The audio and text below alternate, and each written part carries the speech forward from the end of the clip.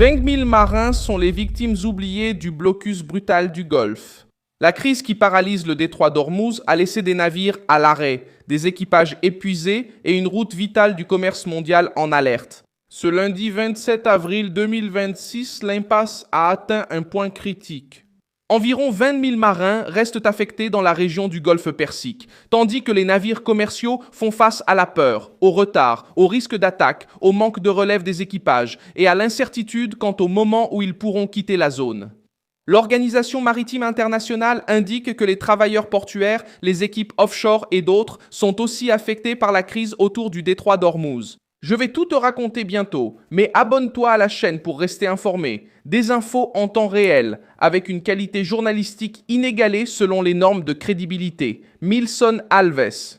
Ce qui se passe est simple à comprendre et difficile à mesurer dans toute sa gravité. Des hommes et des femmes qui transportent du pétrole, du gaz, de la nourriture, des cargaisons industrielles et des produits essentiels se sont retrouvés pris au piège dans un conflit qui n'a pas commencé avec eux, mais qui leur est tombé dessus. Des marins de diverses nationalités, sur pétroliers, navires gaziers et cargos, ne peuvent poursuivre leur voyage en sécurité. Ce qui était autrefois une route de passage est devenu un couloir. Chaque jour d'attente augmente l'usure physique et émotionnelle. À chaque nouvelle d'interception, de mines, de drones ou de navires déroutés, le sentiment d'abandon grandit chez ceux qui sont en mer. Le secrétaire général Arsenio Domingues a mis l'accent sur l'aspect humain de la crise.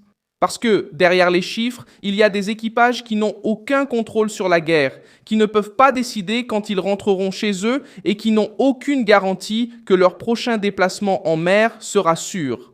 Le détroit d'Ormuz est l'un des points les plus sensibles de la planète, car il relie le Golfe Persique à la mer d'Arabie et soutient une part énorme du flux énergétique mondial. Normalement, environ 1/5 du pétrole et du gaz naturel liquéfié du monde transitent par cette route, mais aujourd'hui, ce passage est devenu une exception. Le blocus s'est encore renforcé après que les États-Unis ont commencé à rediriger les navires liés au transport de produits iraniens. Selon Reuters, le trafic par le détroit d'Ormuz reste bien en dessous de la normale. Au cours des dernières 24 heures, au moins 7 navires ont traversé le passage, une fraction infime par rapport à la moyenne précédente de 140 traversées quotidiennes avant le début de la guerre, le 28 février. La même enquête a indiqué que le commandement central des États-Unis a déjà redirigé 37 navires depuis que le blocus contre l'Iran a été imposé le 13 avril. Les marins se sont retrouvés pris entre deux feux.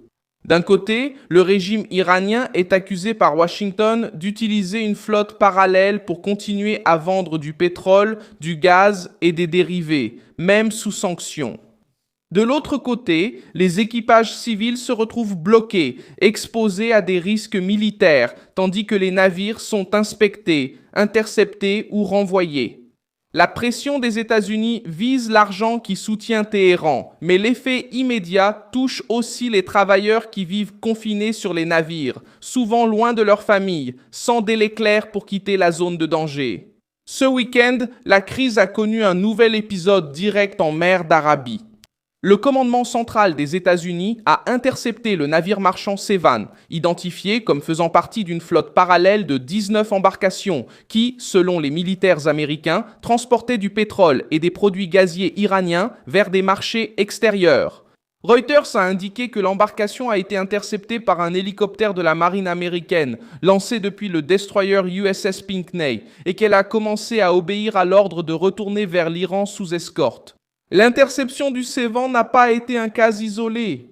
Elle s'inscrivait dans le cadre de l'opération dite Fureur économique, utilisée par Washington pour resserrer l'étau sur les revenus énergétiques iraniens.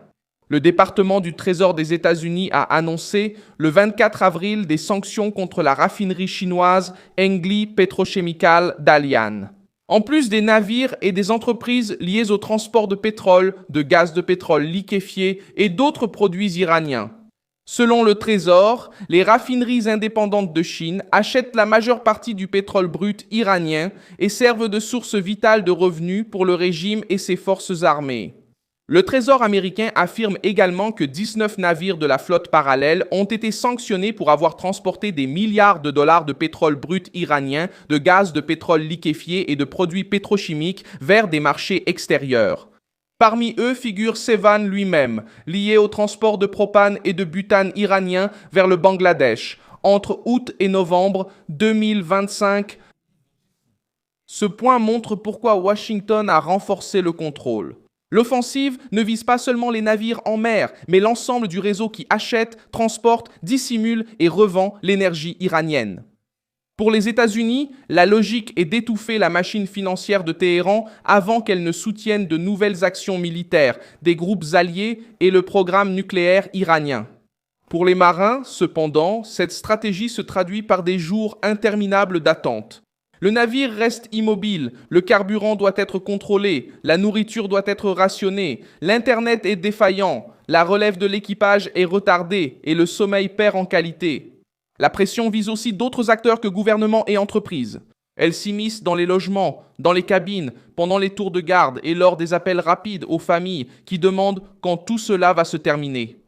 L'Associated Press a rapporté des cas d'équipage retenus pendant environ 8 semaines dans le golfe Persique avec des marins observant des drones et des missiles explosés au loin tandis que le détroit d'Ormuz restait pratiquement fermé. Le récit montre une routine éprouvante. Essayer de maintenir des conversations normales, d'accomplir des tâches de base et de garder son calme, même lorsque des explosions sont visibles à l'horizon. L'agence a également évoqué des alertes concernant l'impact psychologique, l'absence de passage sécurisé et la difficulté à maintenir les approvisionnements et la rotation des équipes. La phrase la plus forte de cette crise est que les marins se sentent invisibles. Invisibles parce que le débat public parle de sanctions, de pétrole, de guerre, de blocus, de navires et de gouvernements, mais oublie presque toujours ceux qui sont bloqués à bord de ces navires.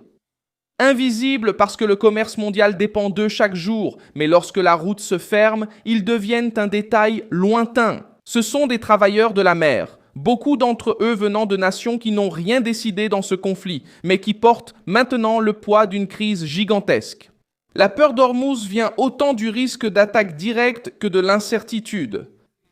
Le capitaine ne sait pas s'il recevra l'autorisation de passer, l'équipage ne sait pas si la route est libre, l'entreprise ne sait pas si l'assurance couvrira la prochaine étape, le marché ne sait pas si le pétrole arrivera à destination, et les familles ne savent pas quand leurs proches vont débarquer. Cet ensemble crée une pression silencieuse, mais intense.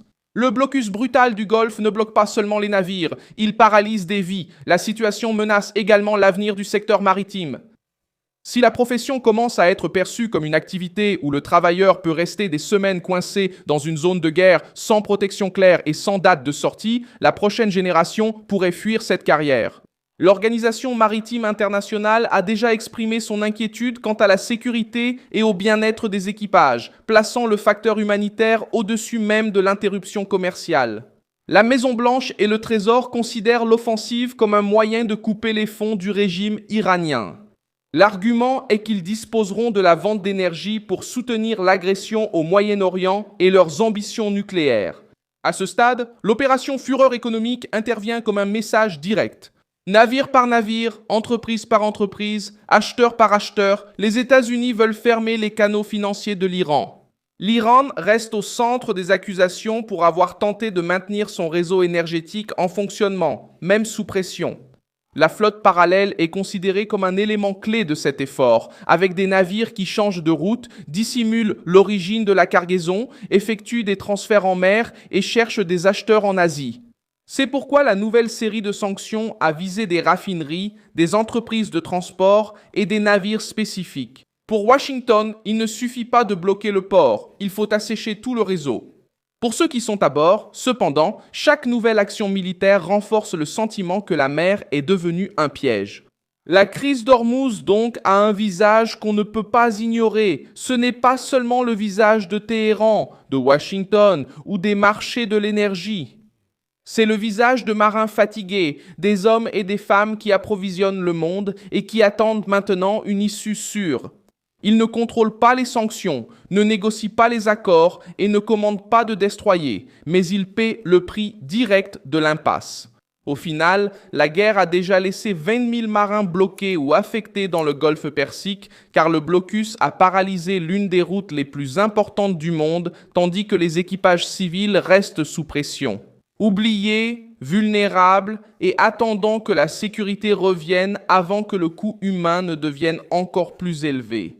Laisse un like sur cette vidéo, abonne-toi à la chaîne et, à la fin, jette un œil aux commentaires pour être encore plus engagé au sein de la communauté Milson Alves.